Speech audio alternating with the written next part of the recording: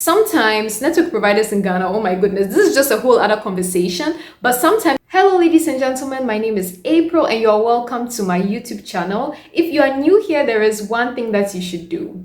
That is, go to the videos on my channel page. If you like what you see, then of course subscribe to my channel. And also, if you want to check out my videos by category, then go to the playlist section and filter out my videos based on the category that you are interested in.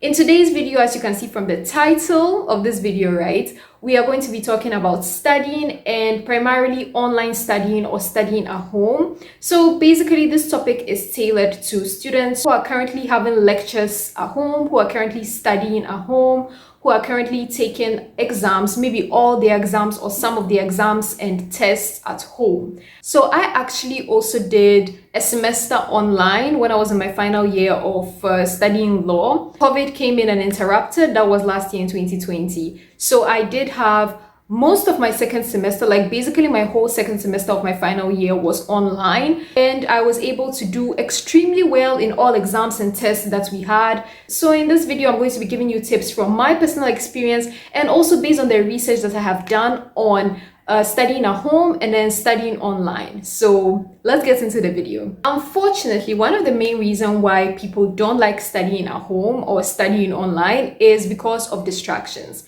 So let's take it that you are studying online and you're doing this at home, right?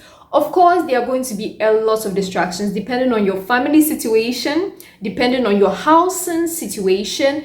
It might seem almost impossible for you to get that time, to focus on your lectures, which are being held on Zoom or Teams or whichever platform. It might seem just impossible to even study alone by yourself, right? The very first tip that I would like to give in terms of that is that you should set up a desk that is solely for studying. So pick a room in your house, or pick an area in your house or your apartment or wherever it is that you live, and dedicate that space solely for studying. So when you have lectures, you sit at that space. It has to be a desk-like situation. So you should have a chair and a table. It doesn't have to be tailored like a student's desk. Can be any table, can be any chair, as long as it's comfortable and as long as it doesn't really, damage your back too badly when you sit on this chair for long periods of time. Because keep in mind, you're going to be sitting for a really, really long period of time. Make sure that there is no TV around that area. Make sure that there is no other unnecessary distraction around that area. Sometimes you might have to move around certain things to be able to create such a space, but you have to do it because it is very important. Another tip is that you should speak to your family members. So this of course can be quite sensitive because everyone's family situation is different. So you might be living in such circumstances that you have a lot of chores, you have a lot of responsibilities, and your parents or the people who you live with are not very understanding. So what you have to do is you have to talk to them. You have to establish from the get-go that, you know what, I'm still a student, I'm still studying, just pretend that I am in school. And you have to give them timelines that, this is the time that you're going to be studying from this time to this time daily, right? So during this time, you should not be disturbed. And this, of course, also moves us to the next point. Let's talk a bit about planning and timing. Now, this is super, super important if you are studying online because you have this kind of freedom. There is no classroom setting. So it's like you feel like you can do whatever you like. You feel like you can be really relaxed, and that might, of course, prevent you from being productive. So you have to be very strict with yourself. The easiest way to plan is to use a calendar. So calendar on your phone, right? Everybody has that on their phone. Everybody has a calendar, and also using an alarm, again, an alarm on your phone. So set, specific times. Now, of course, when it comes to your lectures, you should already have a timetable of when you have lectures and when you have tutorials. So all of those are already set times. But then in terms of your own personal study time, that is for reading, taking notes, also doing assignments and other stuff related to studying, right? You have to have your own timeline and use your planner. Indicate in your planner that every day from Monday to Friday, this is just an example, you will be studying from 9 a.m. to 3 p.m. with breaks in between. Please don't forget to have breaks in between where you can get up, stretch your legs, have something to eat, go to the washroom, do whatever. You can't be sitting at one place for 8 or 9 hours straight. The alarm comes in when you need to be reminded of your study time. So, some people prefer to study, let's say, from 4 p.m. to 8 p.m. or from 4 p.m. to 10 p.m. So more of like in the evening time. If your study time changes every day, because you might have lectures at different times during the day, so your study times would change, right? So you should have an alarm which would indicate like, okay, 1 p.m. then the alarm is ringing, right? That 1 p.m. is time for you to go and study. You can also use the alarm to put in break times, just so that your day is more organized, and so that you know that you have specifically 20 minutes from 1:20 to 1:40 for a break, so that after that you can come and continue studying. And I personally advise that you do these kind of study plans and timings for the week, starting on Sunday. So on Sunday, you just sit down. It won't take you more than 10 minutes to just look at the lectures that you have throughout the week and the tutorials that you have throughout the week, and maybe some other plans that you have. You might have some chores to run, some errands, stuff like that. And then you can organize your study timings on Sunday. So you input everything into your calendar, you input everything into your alarm, and then you're set for the week. The next point is primarily for lectures that are held online and tutorials that are held online. If you live in a country like Ghana, right, where internet is not universally accessible, where internet is not very strong, where internet is not very reliable, then this point is super important to you. So of course, most people in Ghana at least use data to access the internet, and data is expensive and it can be problematic sometimes. But to be honest, even if you use Wi-Fi, this point also applies to you. What I would recommend is that you should have multiple SIM cards. So don't limit yourself to one network provider. That's what I would say. Have like 3 SIM cards, right? Have MTN, have Vodafone, have Airtel Tigo. Have a primary one. So let's say, for example, you favor Airtel Tigo for data. So of course you'll be using Airtel Tigo, but then you have those extra 2 MTN and Vodafone in case your internet messes up or you're just having problems with Airtel Tigo. Sometimes network providers in Ghana, oh my goodness, this is just a whole other conversation.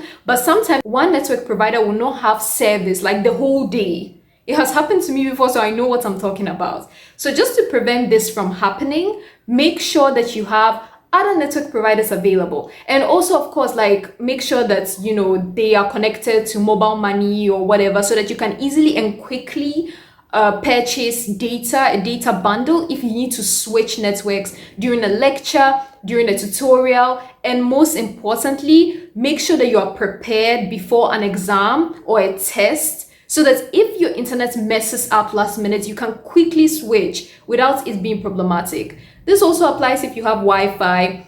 Sometimes things can happen with Wi-Fi and you need to use data. So make sure that you are just prepared for any kind of internet issue situation. Now, the last point has to do with your well-being, because if you are not feeling well mentally and physically, that would of course affect your studies. And this applies a lot to when you're studying at home, because you are going to be spending a lot of time indoors. And if you have hobbies, which are mostly indoor hobbies, they are not really going to benefit you during this time. Of course, it also depends on the kind of person you are. Some people are very indoor based. I'm not like that. I'm a very outdoorsy kind of person. I cannot stand to be indoors, even for one full day. It's not very easy for me. Most of the time I go out like on a daily basis, even if it's just to run errands, like I have to go out. If you are someone who just sits at home a lot, when you also study at home, you have online lectures at home, you do your personal studying at home, you don't go out, like you don't go to the library, you don't go anywhere. This might really affect you psychologically and physically too. So what I would recommend is that you switch up your hobbies. If most of your hobbies are watching Netflix, reading books, cooking, like indoor activities, I would suggest that you switch up your hobbies a bit, include some outdoor activities, or just add into your weekly or daily regime things like going out to your area just to walk. Like try to maybe just have 1 hour walks every day, or at least 30 minutes just in your area. You don't have to go far.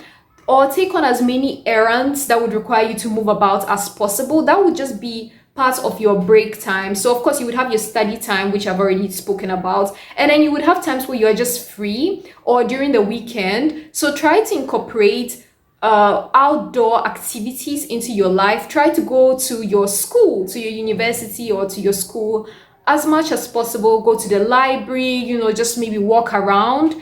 If it's not far from your home, of course, or if you're already going to that area. If that is not something that you are used to, it's not something that you like, it's not something that's possible for you to do, then at least try to sit in your yard, or if you have a garden, sit in your garden, maybe read in your garden. So move from your desk and your table inside your house and go and do things in your yard. Put a chair there, put a table there once in a while, and just be outside in the fresh air. And also exercise is of course very important. So try to exercise at home. If you can't do that, then your daily walks would kind of, help you with that aspect. Or if you're someone like me, then once in a while go on your hiking trips, go on other outdoor trips, which would require some level of exercise, mountain climbing, those kinds of things. Or if you're a gym person, then of course be going to the gym. So make sure that you do involve exercise in your daily or weekly routines. So that's it for this video, guys. I hope you learned something, and I hope you would be able to incorporate these tips into your study routines.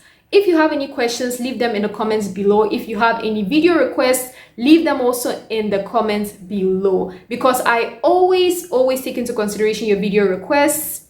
Even this video was requested, so just keep that in mind.